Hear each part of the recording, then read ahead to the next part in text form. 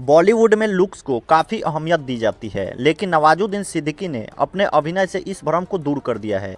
एक संघर्षों से परिपूर्ण सफ़र और सपनों को पाने के लिए जुनून और धैर्य का शानदार पेशकश नवाजुद्दीन सिद्दीकी के करियर में रहा है। तो नवाजुद्दीन सिद्दीकी का जन्म 19 मई 1974 को उत्तर प्रदेश के मुजफ्फरनगर जिले के बुढ़ाना में हुआ था। उनके पिता किसान तथा माँ घर का काम किया करती थी। नवाज अपने 7 भाई बहनों में सबसे बड़े हैं। उन्होंने अपनी शुरुआती पढ़ाई अपने ही क्षेत्र से किया और आगे साइंस से ग्रेजुएशन हरिद्वार की गुरुकुल कांगड़ी यूनिवर्सिटी से किए। नवाज का ग्रेजुएशन का हरिद्वार में एडमिशन लेने का मकसद सिर्फ मुजफ्फरनगर से बाहर निकलना था। ग्रेजुएशन के बाद 2 साल तक भटकते रहे, जॉब भी ढंग की नहीं मिली। फिर कैसे कैसे उन्हें बड़ौदा की एक पेट्रोकेमिकल कंपनी में जॉब मिली। वह नौकरी खतरनाक थी और वहाँ तमाम तरह के केमिकल की टेस्टिंग करनी पड़ती थी।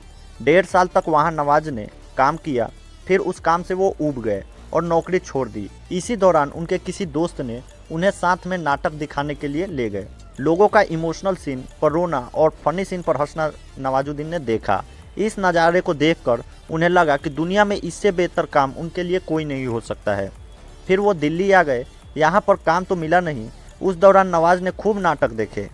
इसके बाद उनके सिर पर रंगमंच का जादू चढ़कर बोलने लगा। कुछ अरसे बाद उन्होंने एक ग्रुप ज्वाइन कर लिया जो नाटक के लिए जाते थे और इस प्रकार से नवाजुद्दीन की ज़िंदगी नाटकों से जुड़ी।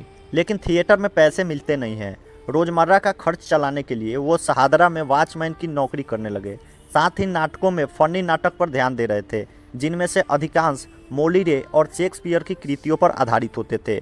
फिर उन्होंने नेशनल स्कूल ऑफ ड्रामा से एक्टिंग की क्लास भी करी।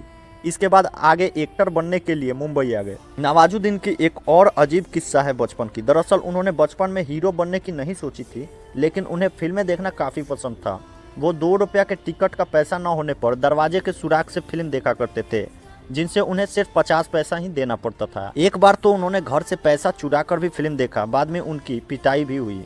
आगे अब मुंबई में शिफ्ट होने के बाद नवाजुद्दीन का असली संघर्ष शुरू हुआ। मुंबई में 4 से 5 लोग एक साथ 6x8 कमरे में रहते थे। कमरा इतना छोटा था कि पैर दरवाजे से लगता था। इसके साथ साथ कोई काम भी नहीं था, तो पैसों की तंगी रहती थी।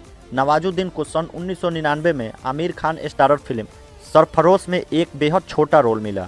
ऐसे ही कुछ फिल्मों में छोटा छोटा रोल मिलता था। जो पैसा इन रोल को करने पर मिलता था वो खाने पीने में ही खर्च हो जाता था। फिर कुछ दिनों में फिर से जेब खाली। उन्होंने बरसों तक संघर्ष किया। हाल यहाँ तक बुरा था कि खाने का बेहद समस्या रहा। थिएटर करने के कारण उनके कई स्ट्रगलर्स के साथ दोस्ती थी। जब खाने की ज़्यादा दिक्कत होती थी तो नवाज शर्म इज्जत सब भूल के अपने दोस्तों के घर चले जाते थे। फिर 4-5 दिन बाद ही दोस्त भी हाथ पैर जोड़ लेते थे कि अब तो चला जा मेरे भाई। एक दोस्त के रूम से निकलकर दूसरे दोस्त के रूम पर नवाज जाते थे। दोस्तों के माध्यम से उन्हें काफ़ी सहारा मिली। फिर भी नवाज ने कई रातें बिना कुछ खाए मुंबई में गुजारी है। पैसों की इतनी कमी थी कि 50 रुपये दोस्त से उधार लेने के लिए वो कई किलोमीटर पैदल तक जाया करते थे। तो स्ट्रगल में एक तो थी भूख की समस्या, दूसरी तरफ भी कुदरत उनकी धैर्य, जुनून, आत्मविश्वास, मेंटल प्रेशर का इम्तिहान ले रही थी। अक्सर लुक्स की वजह से कई लोग कहते थे कि तू हीरो तो कभी नहीं बन पाएगा। उनके एक्टिंग कैरियर में भी पर्सनालिटी को लेकर काफ़ी समस्या हुआ। एक कम हाइट, पतला दुबला काला सा लड़का होने से ऑफिस काम मांगने जाने पर वहाँ उनको खड़ा भी नहीं होने दिया जाता था। जब वो किसी को बताते कि वो एक्टर हैं तो लोग उन्हें ऊपर से लेकर नीचे तक देखते थे।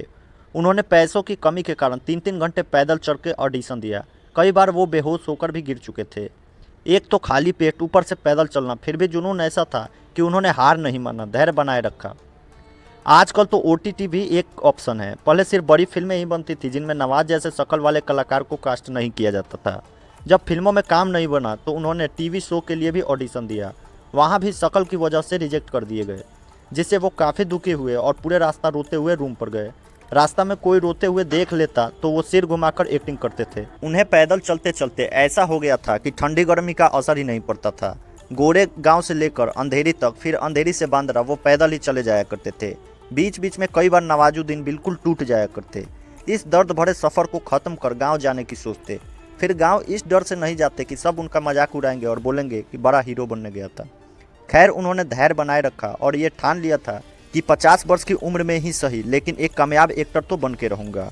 उनके इसी जिद से वो 10 वर्षों तक स्ट्रगल किए। फिर कुछ अच्छे रोल भी मिले।